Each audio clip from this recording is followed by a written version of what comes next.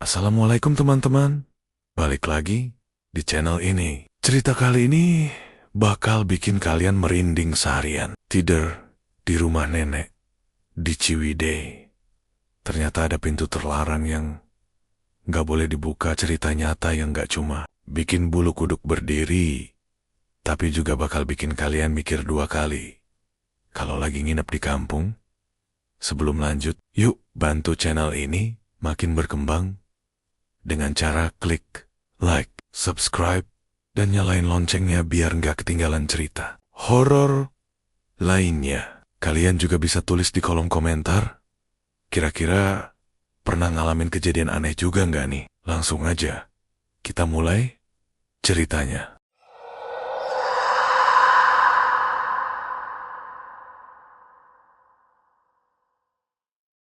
Namaku Aldi. Cerita ini kejadian sekitar 1 tahun lalu.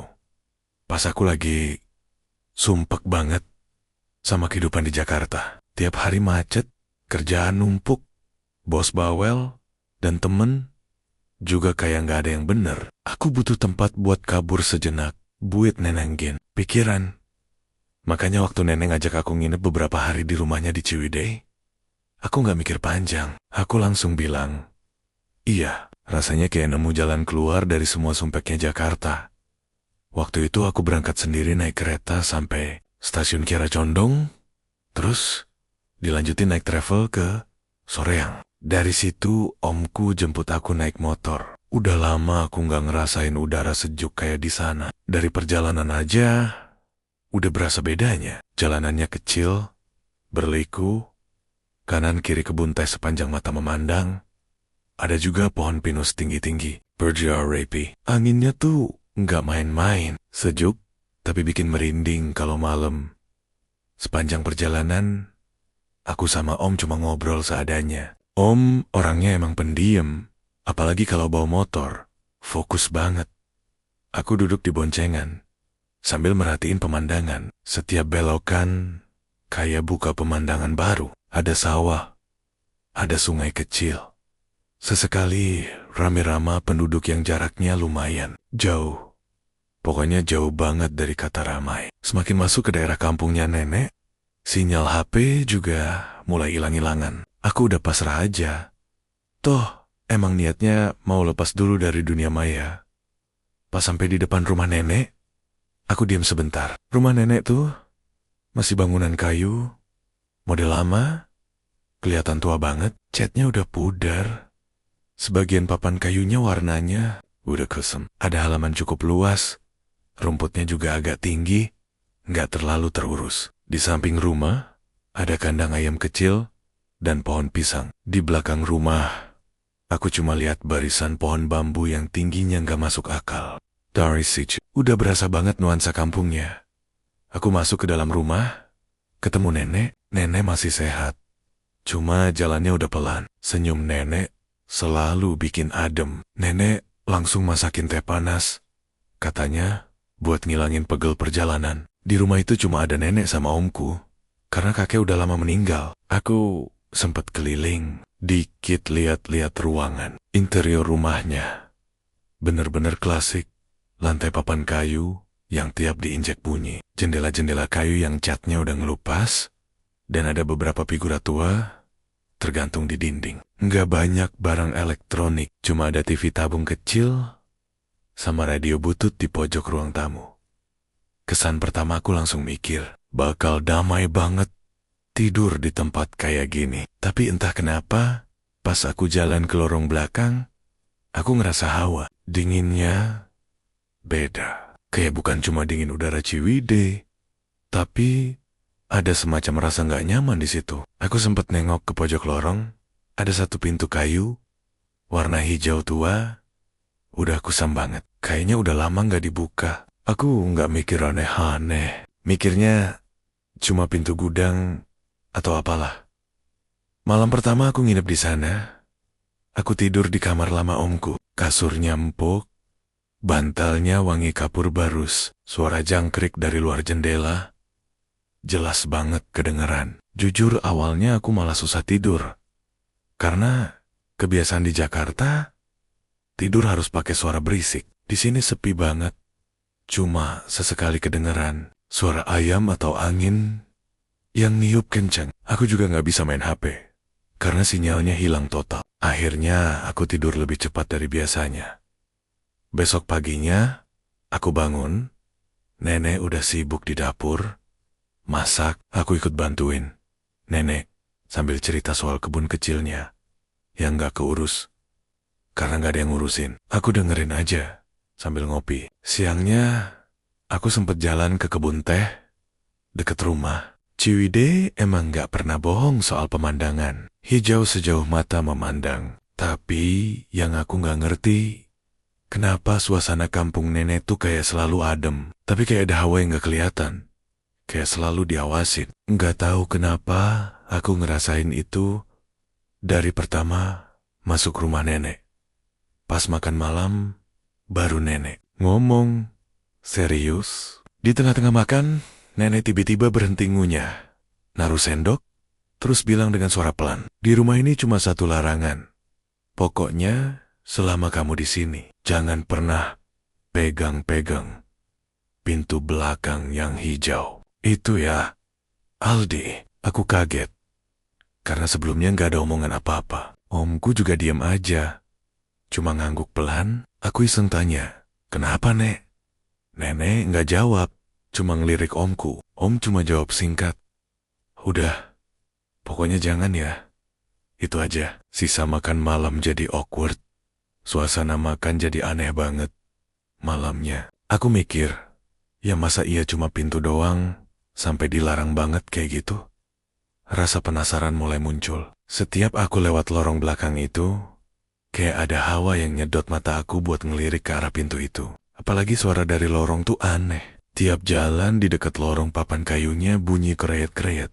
Tapi nggak kayak suara biasa. Ada gema aneh yang bikin bulu kuduk aku berdiri.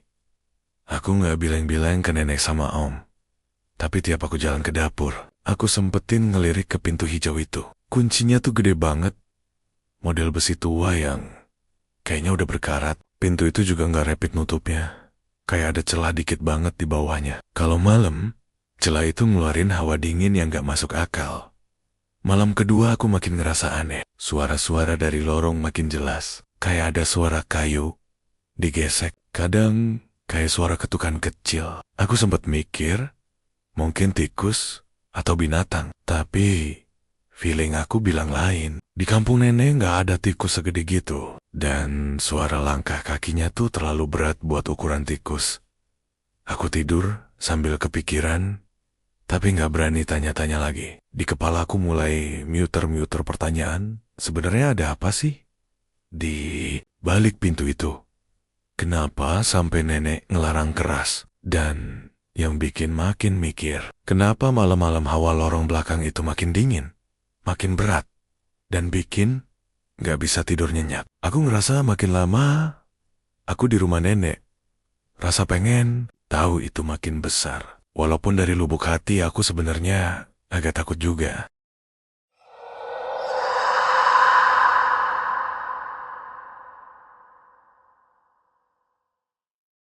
Siang hari itu matahari di luar, lagi terik-teriknya. Tapi anehnya, di dalam rumah nenek justru dingin banget. Bukan dingin yang adem seger gitu, tapi dingin yang kayak menusuk tulang, bikin aku ngerasa gak nyaman. Aku pikir awalnya cuma perasaan aku doang, karena belum terbiasa sama udara Ciwidey. Tapi makin lama aku diam di ruang tengah sambil nonton TV tabung yang buram itu, makin aku ngerasa hawa dinginnya aneh. Biasanya kalau siang hari rumah kayu tuh malah gerah, apalagi yang ventilasinya cuma dikit. Tapi di rumah nenek ini justru beda banget. Pas makan malam tiba, suasana makin hening. Cuma suara sendok sama piring yang beradu. Nenek masak sop ayam sama sambal terasi. Harum banget. Tapi entah kenapa aku nggak terlalu nafsu makan. Baru aja aku nyuap 2 sendok.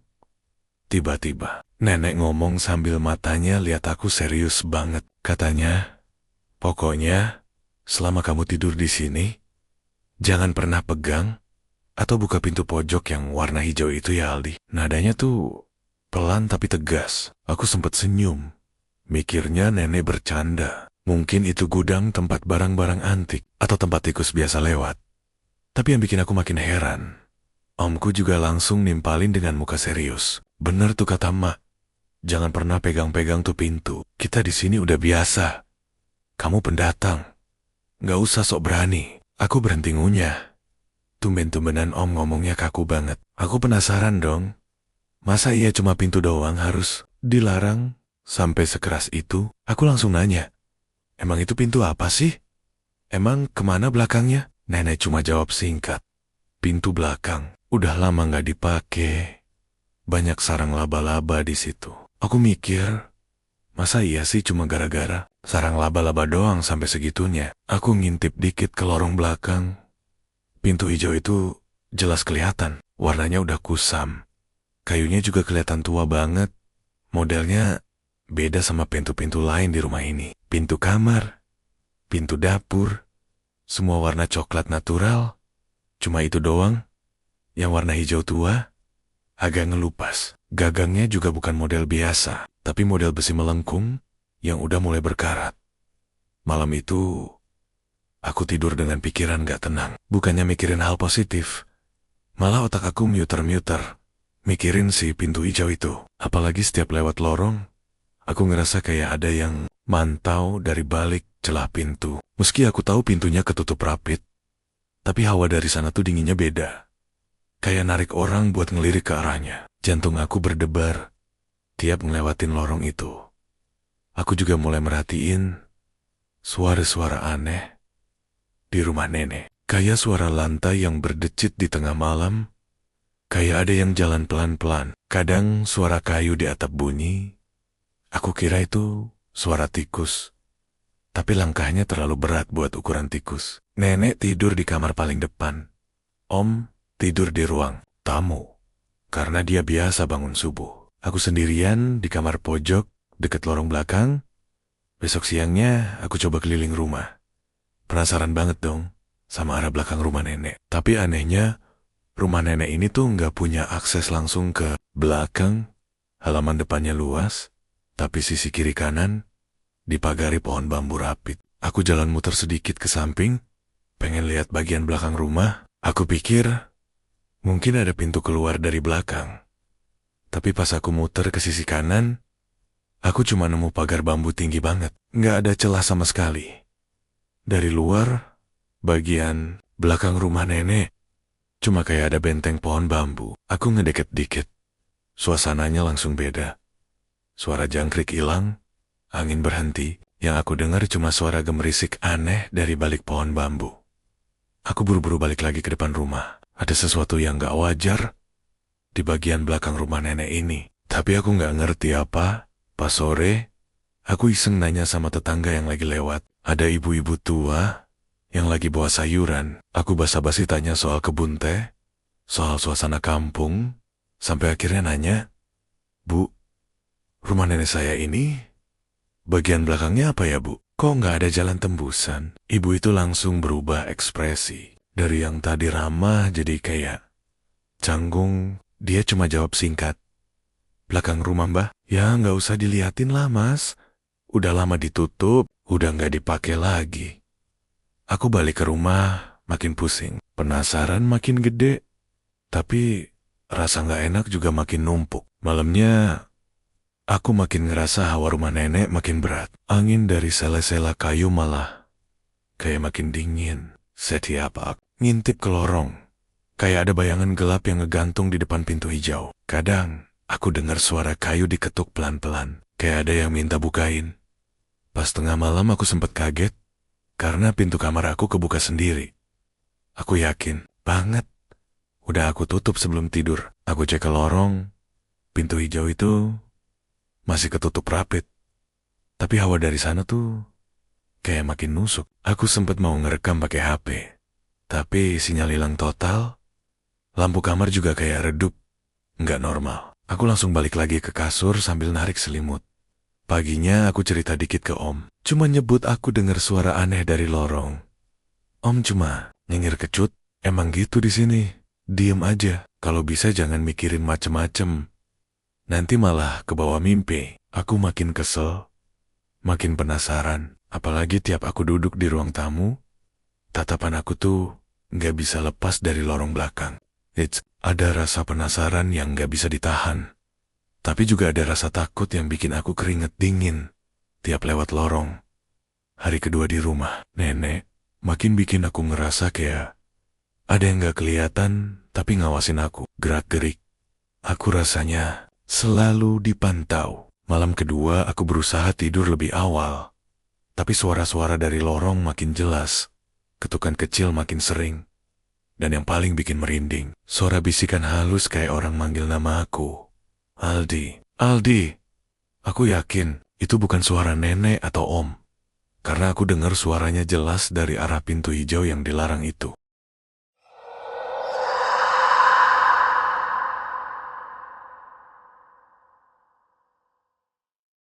Malam ketiga, aku mulai ngerasain sendiri keanehan yang dari kemeran-kemeran.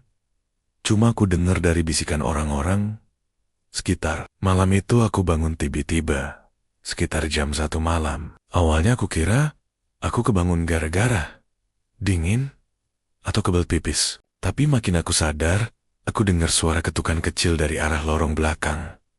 Awalnya pelan, cuma bunyi tok, tok, tok. Tapi ritmenya tuh kayak disengaja. Kayak orang yang lagi ngetuk minta dibukain pintu. Aku diam di kasur. Cuma nutupin badan pakai selimut sampai ke atas kepala. Tapi rasa penasaran gak bisa aku tahan. Aku geser dikit. Gorden jendela kamar yang arah ke lorong belakang. Dari sela-sela kayu kamar, aku bisa lihat pintu hijau itu. Samar-samar kena pantulan cahaya lampu minyak dari dapur. Gak ada siapa-siapa, cuma pintu itu goyang, dikit-dikit, kadang diem, kadang gerak tipis banget. Angin sih emang kencang malam itu. Tapi aku yakin suara ketukan tadi tuh bukan cuma karena angin. Aku balik lagi ke kasur, maksa nutup mata. Tapi setiap mata aku ketutup, suara itu kayak makin kencang di telinga aku. Nggak cuma ketukan, kayak ada suara seretan kuku atau semacamnya dari balik pintu. Malam itu rasanya panjang banget. Jantung aku deg-digen, nggak karuan. Besok paginya aku nanya ke nenek sambil sarapan. Nek, tadi malam saya dengar pintu belakang kayak ada yang ketok sampai nggak bisa tidur. Nenek cuma natap aku sebentar. Nadanya datar banget. Tidur lagi, jangan digangguin. Aku nge-freeze. Aku nunggu nenek kasih penjelasan lebih. Tapi nggak ada. Om juga cuma pura-pura sibuk makan. Hari itu aku muter ke kampung, ngobrol sama anak-anak muda di situ.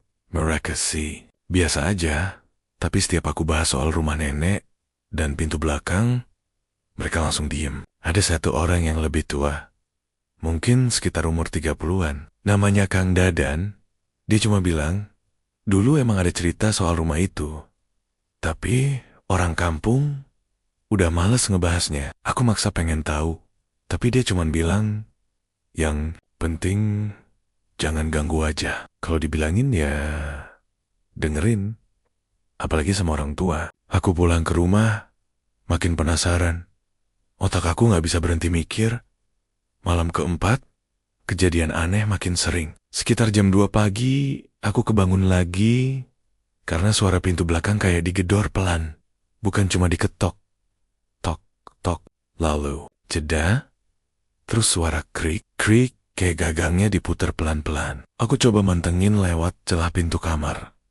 Pintu hijau itu goyang, kayak ada yang nyenggol dari dalam. Saking penasarannya aku nyalain flashlight HP. Walau cuma dapat sinyal 1 batang, aku iseng rekam suara itu pakai voice recorder. Suara ketukan sama goyangan pintu itu jelas banget masuk rekaman. Pagi harinya aku coba iseng ngomong ke Om. Om, malam tuh pintu belakang goyang-goyang. Ayo rekam lo. Om cuma diem, lalu bilang pelan. Udah, hapus aja, nggak usah disimpan. Aku malah makin penasaran. Aku dengerin rekamannya lagi. Dan ada yang aneh. Di akhir rekaman, ada suara kecil banget. Kayak bisikan. Aku naikin volumenya. Jelas kedengeran. Suara kayak perempuan bisik. Buka. Buka aku. Hari-hari berikutnya, Aku makin gak tenang. Setiap malam ketukan makin kencang. Kadang 2 kali semalam aku kebangun. Ada satu waktu, aku kebangun sekitar jam 2:30. Pintu kamarku kebuka sendiri. Dan dari lorong aku lihat pintu hijau itu bergerak-gerok sendiri kayak ada yang mau maksa keluar. Aku buru-buru nutup pintu kamar. Ganjel pakai kursi. Besoknya, aku mutusin buat nguping obrolan nenek sama om. Dari ruang tamu, aku pura-pura baca buku sambil nguping mereka di dapur. Nenek bilang, dia udah mulai ngerasa ya. Aku udah larang. Jangan biarin dia lama-lama di lorong. Om cuma jawab pelan. Udah, gak apa-apa lah. Toh dia juga bakal pulang. Tapi aku gak niat kabur dari rasa penasaran ini. Malam ke-6 aku gak tahan lagi. Aku bawa senter, HP, sama kunci kecil. Aku tunggu sampai nenek sama om tidur. Jam 2. Aku keluar kamar pelan-pelan. Lorong itu gelap. Hawa dingin dari pintu hijau makin nusuk. Aku ngedeketin pelan. Jantung berdebar kenceng banget. Napas mulai ngos-ngosan. Aku pegang gagang pintu yang berkarat itu. Dinginnya kayak es batu. Aku tempelin kuping ke pintu. Awalnya nggak ada suara apa-apa. Terus samar-samar ada suara ketukan. Balik. Dari dalam. Lalu bisikan lagi. Aldi, tolong. Buka aku. Badan aku gemeteran. Aku lari balik ke kamar. Nutup pintu. Dan langsung tarik selimut sampai pagi. Rasanya aku nggak berani lagi ngecek pintu hijau itu. Tapi di sisi lain, rasa penasaranku makin meledak. Kenapa bisa ada suara bisikan manggil namaku? Kenapa nenek sama om kayak natap-nutapin sesuatu? Dan kenapa orang kampung seolah pura-pura nggak pernah ada kejadian aneh di rumah nenek? Malam ke-7, aku cuma bisa tiduran gelisah. Suara ketukan makin keras, goyangan pintu makin kasar. Kadang kayak ada suara cakaran panjang. Sekali waktu, aku lihat dari celah pintu kamar. Pintu hijau itu udah kayak bergetar hebat. Nenek sama om kayak nggak denger apa-apa. Aku nggak ngerti. Ini cuma aku yang ngalamin. Atau ada rahasia gede di balik pintu itu. Rasanya kayak ada sesuatu yang nunggu aku buat ngebuka pintu itu. Dan tiap malam, dia makin gak sabar buat keluar.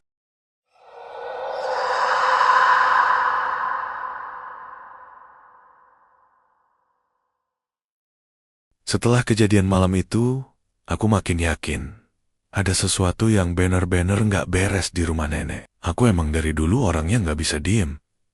Kalau ada yang bikin penasaran, apalagi kalau berhubungan sama hal-hal aneh kayak gini, Rozania kayak ada sesuatu yang nyeret aku buat nyari tahu lebih jauh. Malam itu, lagi-lagi aku kebangun sekitar jam 2, suara ketukan di pintu hijau makin gak masuk akal. Bukan lagi sekedar bunyi ketukan pelan kayak sebelum-sebelumnya, tapi bunyi gedoran. Keras banget, kayak ada yang mukul pintu pakai kayu atau buku tebal.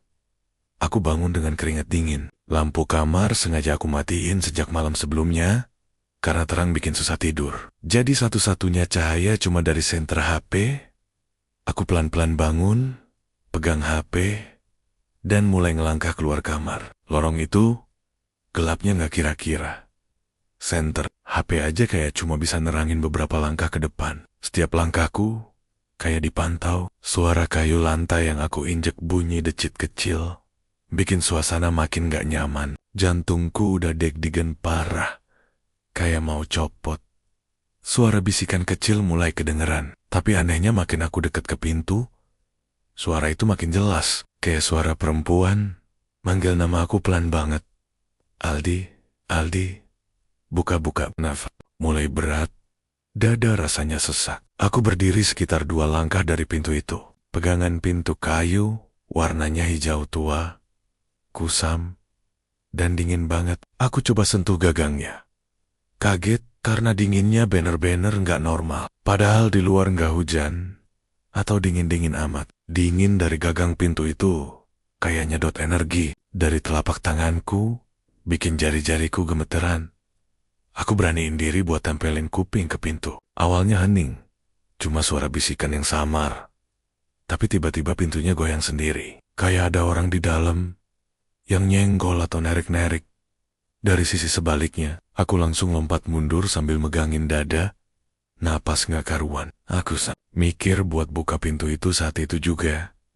Tapi, rasa takut menang. Aku mutusin buat kabur balik ke kamar. Nutup pintu rapid-rapid. Ganjel pakai kursi, dan langsung masuk ke bawah selimut. Badan aku lemes, keringat dingin keluar semua. Anehnya sejak malam itu, suara dari lorong makin jadi. Bukan cuma ketukan, tapi suara langkah kaki pelan, kayak orang jalan mondar-mondar di lorong. Suara bisikan jadi lebih sering kedengeran. Bahkan pas siang hari, aku beberapa kali dengar suara ketukan dari dalam kamar. Padahal nenek sama om lagi di dapur, aku diem di kamar, sendirian. Pernah juga siang hari, aku lagi senderan di kursi ruang tamu, sambil main HP. Tiba-tiba pintu hijau goyang pelan. Kayak nggak ada angin, nggak ada apa-apa. Tapi pintu itu goyang sendiri. Aku nanya lagi ke nenek. Tapi nenek cuma jawab dengan nada ketus. Jangan diurusin. Nggak semua suara harus kamu tanggepin. Tapi aku tahu dari raut mukanya. Nenek sebenarnya nutupin sesuatu. Om juga makin hari makin sering ngelamun. Mukanya tegang tiap aku sebut soal pintu itu. Satu sore aku dengar om ngomong pelan sama nenek di dapur. Kenapa makin sering begini ya mbok? Dia nggak ganggu tapi malah makin aktif. Aku pura-pura nggak denger, tapi rasa takutku makin jadi. Hari kelima aku nekat keliling kampung lebih jauh. Aku nemu warung kopi kecil di pinggir jalan kampung. Di sana aku ketemu sama bapek-bapak tua namanya Mang Usep. Aku mulai pancing cerita soal rumah nenek. Mang Usep awalnya diem. Tapi pas aku bilang, aku sering dengar suara ketukan di pintu belakang. Mang Usep langsung matanya berubah serius. Dia ngomong pelan banget. Itu rumah udah lama gak ada yang sentuh pintu belakangnya. Terakhir yang iseng megang tuh tetangga lama. Gak lama sakit keras. Terus pindah. Aku nanya lagi. Sebenarnya di balik pintu itu ada apa sih Mang? Mang Usep cuma bilang, dulu ada kejadian orang hilang di situ. Katanya ada kamar lama yang gak boleh dibuka, tapi orang kampung udah sepakat gak mau ngomongin itu. Yang jelas, siapapun yang deket-deket pintu itu, biasanya bawa sial. Aku merinding dengarnya. Malam berikutnya, aku makin parno. Setiap kali aku tutup mata, aku ngerasa ada suara langkah di lorong makin deket ke kamarku. Pernah sekitar jam 2 lebih dikit, gagang pintu kamar aku bergerak pelan. Kayak ada yang megang. Sorry lu. Aku cek ke lorong lewat celah pintu. Pintu hijau udah gak goyang. Tapi suasana lorong tuh kayak lebih berat. Kayak ada hawa yang gak kelihatan tapi ngebekep ruangan itu. Aku coba ngerekam suara di lorong lagi, pakai HP. Dan tiap aku play hasil rekamannya, selalu ada bisikan samar-samar. Entah bilang buka, atau kadang cuma kayak suara desahan panjang. Aku mutusin buat rekam sepanjang malam. Dan paginya, pas aku dengerin lagi, ada bagian rekaman jam 2 lewat yang isinya suara cewek. Bisik sambil ketawa kecil. Aku gak berani dengerin sampai habis. Aku hapus rekaman itu dan ngerasa gak tenang. Seharian. Siang harinya aku coba ngeliat celah di pinggir pintu hijau. Aku ngendap-nyendap. Pas nenek sama om lagi ke kebun, aku merhatiin. Ada retakan kecil di pinggir bawah pintu. Aku jongkok sambil senterin dari HP, tapi dalamnya gelap banget. Kayak nggak ada cahaya sama sekali. Bahkan kayak ruangan itu nggak berujung. Pas aku senterin lebih lama, ada suara seretan pelan dari balik pintu. Aku kaget sampai HP hampir jatuh. Aku langsung kabur ke kamar. Malamnya makin aneh. Suara ketukan dari pintu nggak berhenti-berhenti. Kayak makin neken aku buat buka pintu itu. Jantungku makin kacau. Tiap jam 2 atau 3 pagi, pasti aku kebangun. Tiap aku cek lorong pintu itu, goyang. Aku makin takut. Tapi rasa pengen tahu makin besar. Di otak aku kayak ada dua sisi berantem. Satu bilang, jangan buka, satu lagi bilang, justru harus dibuka buat ngelarin semua ini. Aku ngerasa makin hari makin gak waras. Nenek kelihatan makin tua. Kayak kecapean nahan rahasia sendiri. Om juga mukanya pucet. Aku makin yakin. Kalau pintu itu terus aku cuekin, entah apa yang bakal keluar dari baliknya. Aku mulai kepikiran buat nyari kunci pintu itu. Lihat laci. Nenek ngecek laci om, bahkan ke gudang kecil belakang rumah. Tapi makin aku cari, makin banyak suara aneh yang aku denger. Kayak rumah ini gak suka aku kepo. Tapi aku juga ngerasa rumah ini kayak berusaha ngedorong aku buat ngebuka pintu itu.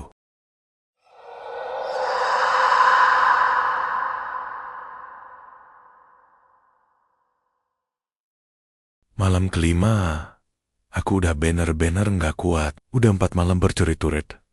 Aku diganggu suara ketukan, bisikan, sampai suara langkah kaki yang gak jelas asalnya. Aku mutusin buat tidur pakai headset.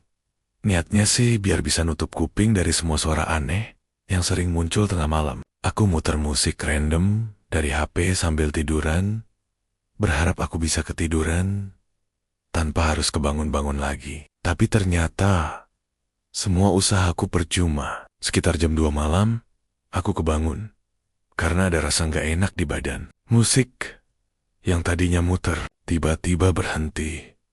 HP aku mati sendiri tanpa sebab. Aku pegang HP, gak ada baterai lobat atau notifikasi mati. Layarnya cuma hitam total. Baru aku sadar, lampu kamar juga mati. Padahal sebelum tidur aku sengaja nyalain lampu tidur kecil di pojok kamar. Sekarang gelap total. Rasanya kayak rumah ini tiba-tiba kehabisan listrik. Cuma di kamar aku doang. Jantungku makin kenceng waktu aku mulai dengar suara langkah kaki. Tapi langkahnya gak kayak orang biasa. Berat banget. Bunyinya keras seperti sepatu bot yang diinjekin di lantai kayu tua. Setiap langkah terdengar pelan, satu-satu, tapi beratnya kayak orang segede 2 meter lebih. Suara itu makin jelas, makin lama makin deket ke arah kamarku. Aku gak berani buka pintu kamar. Aku jalan pelan, sambil nahan napas, ke arah jendela kamar. Aku ngintip ke lorong dari sela-sela ventilasi jendela. Pemandangan yang aku lihat bikin bulu kuduk aku berdiri semua. Di depan pintu hijau itu, berdiri bayangan hitam, tinggi besar. Nggak jelas wajahnya, cuma kelihatan siluet besar banget, kayak 2 kali lipat tingginya dari orang dewasa normal. Badannya lebar, rambutnya panjang banget, agak kokoken, ngelambai-lambai, pelan di lorong yang dingin dan remang-remang. Kayaknya didiem aja, ngadep ke arah kamar aku. Aku ngerasa mata sosok itu nembus tembok kamar dan bener-bener ngeliatin aku. Badanku langsung lemes, keringet dingin, gak berhenti netes. Dari jidat sampai ke leher, suara bisikan mulai muncul lagi, makin jelas dari balik pintu hijau. Kali ini bisikannya beda, kayak suara lebih dari 1 orang. Perempuan, tua, sama anak kecil, ngomong bareng. Tapi kalimatnya kacau, gak karuan. Sesekali, aku bisa nangkep suara buka. Buka? Diselipin sama suara tawa kecil yang seramnya bukan main. Aku panik. Aku buru-buru ambil HP. Aku pengen kirim voice note ke om. Aku pencet tombol rekam. Aku ngomong sambil bisik-bisik, om, tolong ke kamar aku. Tolong lihat lorong. Tapi pas aku kirim, muncul notif gagal mengirim. Tidak ada koneksi internet. Aku lihat pojok HP, sinyal hilang total. Padahal siang tadi sinyal di kampung ini gak pernah hilang. Semuanya tiba-tiba gelap, gak ada sinyal, HP mati, lampu mati. Cuma suara langkah kaki yang makin lama makin pelan dan bisikan makin keras. Aku ngerasa seolah seluruh rumah nenek ditelan hawa dingin yang gak wajar. Aku coba nunggu, berharap om atau nenek bangun.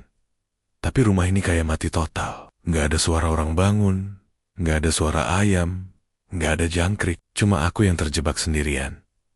Aku gak berani buka pintu kamar. Aku cuma bisa tiarap di kasur sambil megangin bantal. Kuping aku tutup rapet-rapet, tapi bisikan dari balik lorong tuh kayak nembus ke kepala. Semakin aku tutup kuping, semakin jelas suara itu di dalam kepala aku sendiri. Bayangan tinggi besar itu gak bergerak dari depan pintu hijau. Cuma berdiri aja di situ. Berjam-jam. Setiap kali aku ngintip ke lorong, dia masih ada diem, ayak-ayak, penjaga gerbang neraka. Waktu aku ngelirik jam tangan, udah nunjukin jam 3:30 subuh. Aku nekat, kirim voice note ke Om sekali lagi. Aku tulis teks juga. Om, tolong aku nggak kuat. Ada yang jaga di lorong. Tapi, tetap nggak ada sinyal. Aku cuma bisa ngelirik keluar jendela, nunggu azan subuh. Biasanya kalau azan mulai kedengeran, gangguan-gangguan kayak gini mereda. Itu yang sering dibilang orang tua di kampung. Jam 4:15 aku dengar suara ayam berkokok pertama kalinya setelah semalaman sunyi. Beberapa menit kemudian, suara langkah kaki mulai menjauh dari lorong. Aku buru-buru ngintip ke jendela. Sosok bayangan tinggi itu mulai mundur pelan, menjauh dari lorong. Tapi bukannya pergi ke dapur atau ke halaman belakang, dia justru masuk ke balik pintu hijau itu. Pintu yang tadinya rapi tiba-tiba kebuka sedikit. Cukup buat sosok itu ngilang di balik pintu. Dan pintu itu nutup sendiri. Nggak ada angin, nggak ada siapapun. Pintu itu cuma nutup pelan tanpa suara, langsung berhenti goyang. Suara bisikan juga hilang seketika. Begitu suara azan subuh terdengar dari musala kampung, lampu kamar aku nyala lagi dengan sendirinya. HP aku tiba-tiba hidup lagi. Sinyal balik. Aku langsung ngelihat HP, semua voice note dan pesan yang aku kirim ke Om gagal terkirim. Aku buru-buru coba kirim ulang, dan baru bisa masuk. Aku diem di kasur sampai matahari mulai naik. Sekitar jam 6 pagi Om akhirnya ke kamar aku. Mukanya pucet pas aku ceritain kejadian semalam. Dia cuma bilang, "Kamu jangan pernah lihat ke lorong lagi. Kalau bisa dari sekarang pindah tidur di ruang tengah. Jangan di kamar pojok." Nenek juga kelihatan capek banget. Aku bisa lihat dari matanya ada beban yang disimpan lama banget. Aku pengen tahu lebih dalam tentang pintu hijau itu. Tapi nenek cuma bilang, kadang ada pintu yang emang gak harus dibuka. Karena apa yang di dalam gak pengen dikeluarin. Tapi aku tahu pintu itu malam tadi kebuka sedikit dan ada sesuatu yang keluar masuk. Hari itu aku hampir gak tidur. Sepanjang pagi aku masih dengar suara langkah kaki. Walaupun tipis, suasana rumah jadi berat, dingin, kayak semua dinding nyimpen rahasia. Aku gak ngerti kenapa nenek dan Om selama ini diem aja. Dan kenapa semua orang kampung juga gak berani ngomongin pintu itu. Tapi malam kelima itu ngebuktiin. Gangguan di rumah nenek bukan sekadar suara-suara atau pintu goyang sendiri. Ada sesuatu di balik pintu itu yang ngeliatin aku sepanjang malam. Sesuatu yang gak seharusnya aku lihat.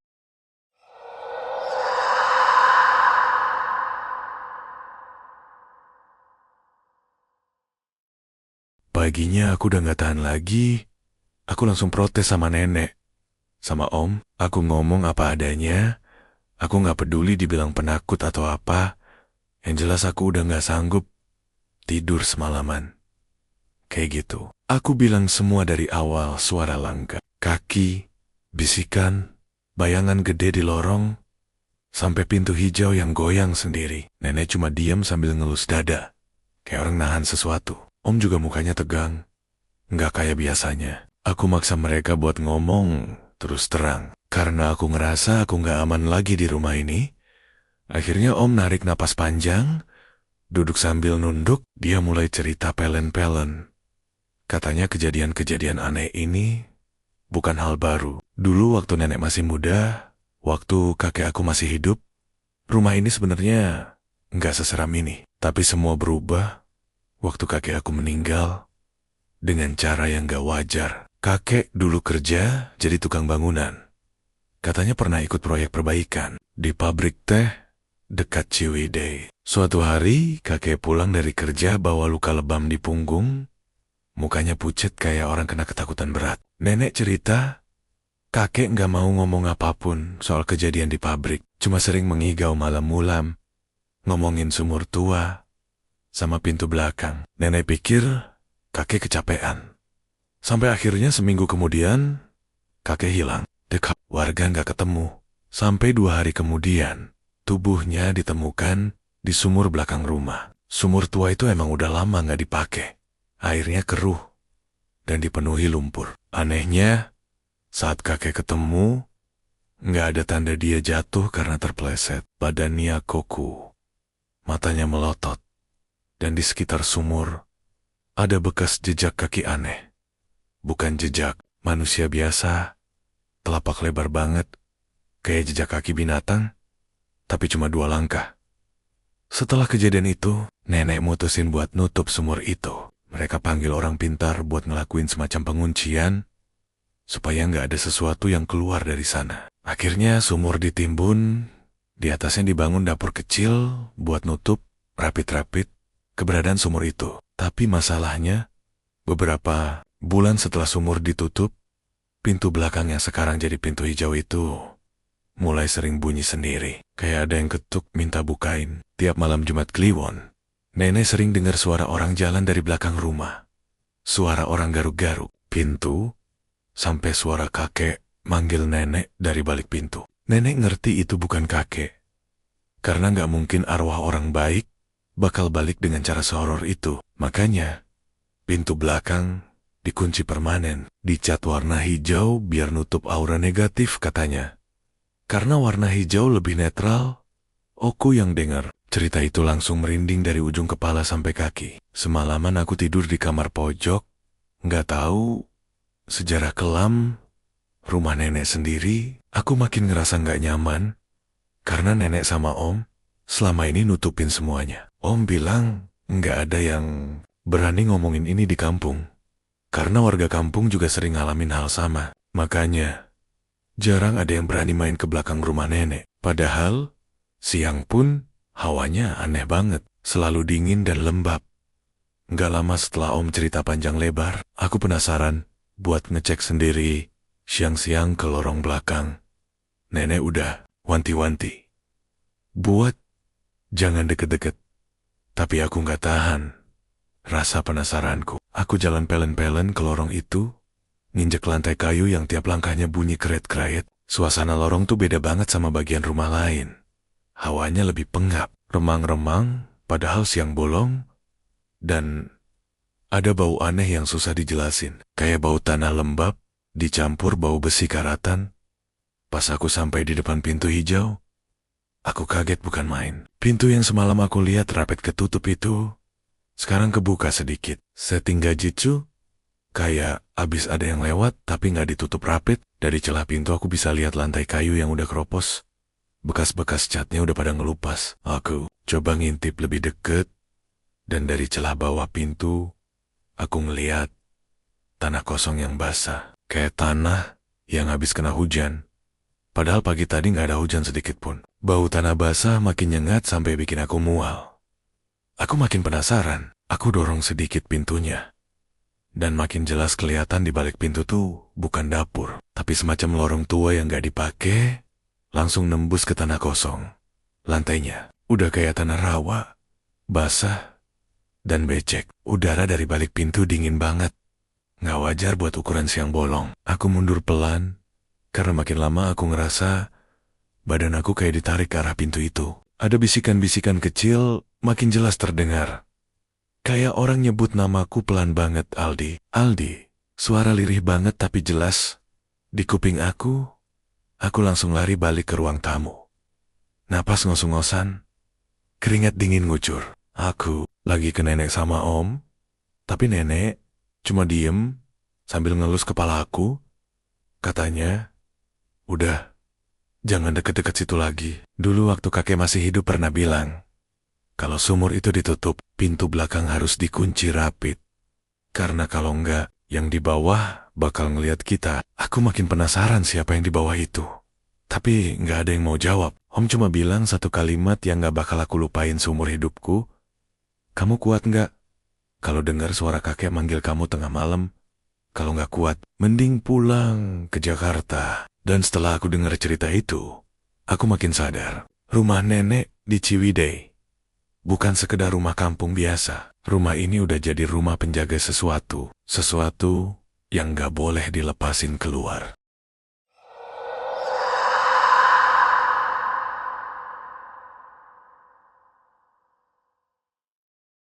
Hari terakhir di rumah nenek, aku nggak sanggup lagi buat pura-pura tenang.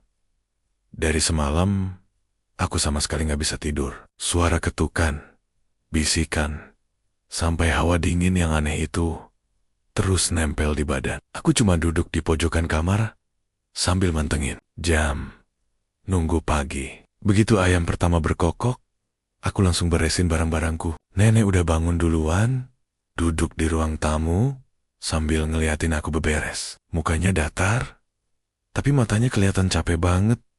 Kayak udah begadang berhari-hari. Om cuma diam di dapur sambil bikin teh. Aku tahu mereka juga nggak tenang. Mereka cuma nunggu aku pergi supaya semuanya balik normal lagi. Sebelum aku berangkat, nenek cuma bilang satu kalimat yang nancep banget di kepalaku. Jangan pernah cerita masem-masem ke orang lain. Apalagi nunjukin lorong itu. Aku cuma ngangguk, nggak bisa jawab apa-apa. Tenggorokan rasanya kayak dicekik. Om nganterin aku sampai jalan raya naik motor. Sepanjang jalan aku nggak ngomong apa-apa. Cuma bisa nunduk sambil ngeliatin jalanan Ciwidey yang biasanya adem banget. Tapi sekarang rasanya kayak lorong gelap yang nggak habis-habis. Pas udah sampai terminal, Om cuma nepuk pundakku dan bilang, kalau suatu saat kamu ngerasa dipanggil sama suara kakek, pura-pura nggak denger aja. Aku bener-bener nggak ngerti lagi harus ngomong apa. Begitu naik travel balik ke Jakarta, aku cuma duduk lemes sambil mikirin semuanya yang barusan kejadian. Rasanya kayak mimpi, tapi semua terlalu nyata buat dibilang mimpi buruk. Sampai Jakarta aku kira semuanya bakal selesai, tapi ternyata enggak semudah itu. Minggu pertama aku tidur nyenyak karena capek banget, nggak mikirin apapun. Tapi masuk minggu kedua, tiap malam Jumat Kliwon, aku selalu kebangun tengah malam.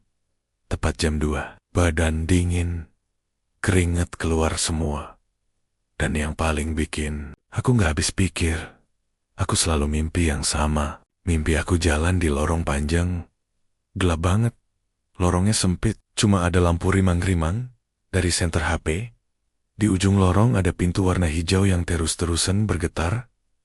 Kayak ada yang ngetuk keras dari dalam. Setiap kali aku deketin pintu itu, hawa dingin makin nusuk ke tulang. Suara bisikan makin jelas.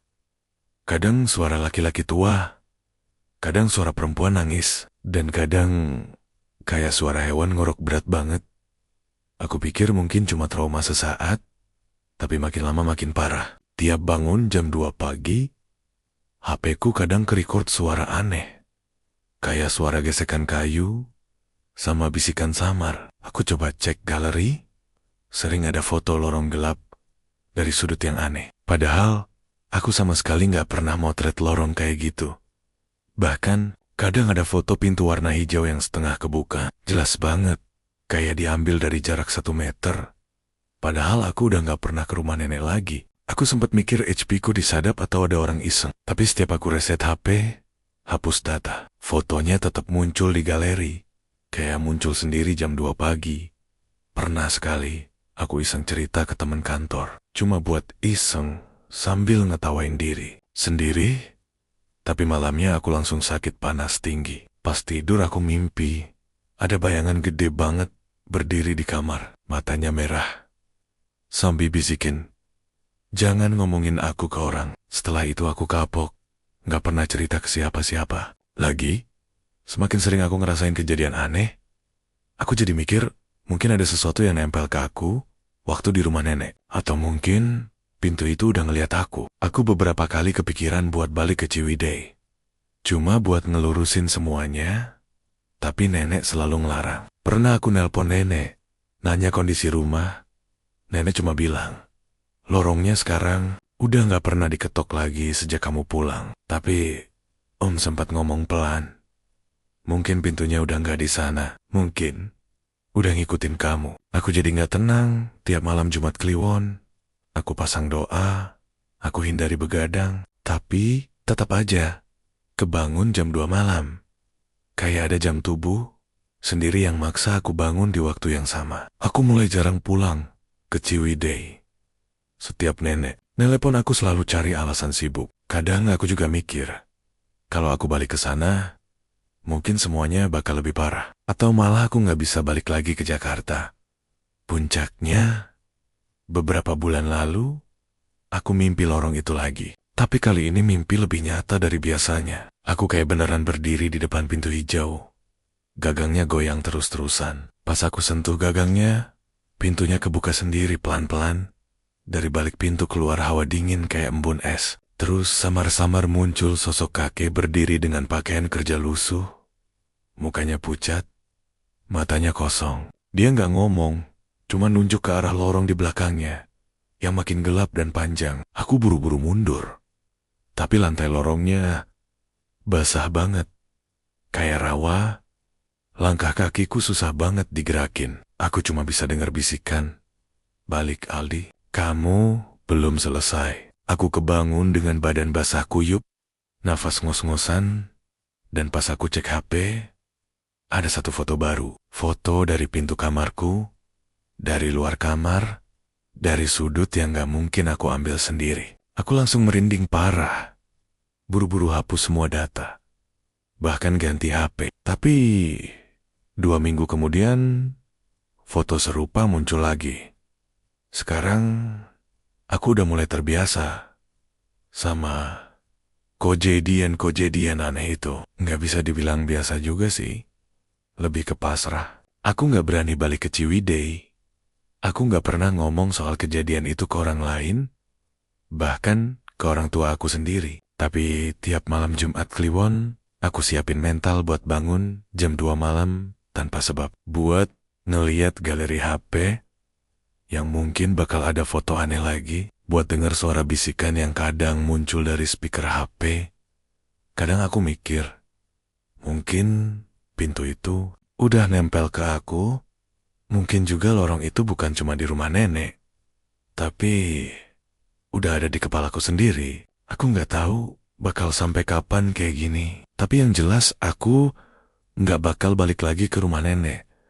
Nggak bakal deketin lorong itu lagi. Apalagi buka pintunya, karena sekali pintu itu kebuka, kayaknya nggak bakal bisa ditutup lagi. Dan aku selalu ingat pesan nenek, kalau kamu masih dengar suara kakek manggil dari balik pintu, pura-pura nggak denger aja.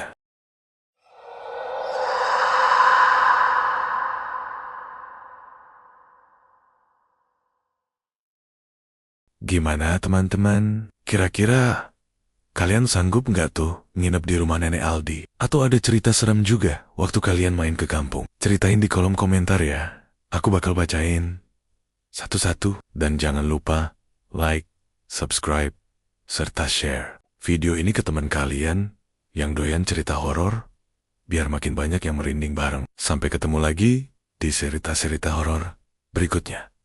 Assalamualaikum. Hati-hati kalau tidur jam 2 malam. Siapa tahu ada suara ketukan dari balik pintu.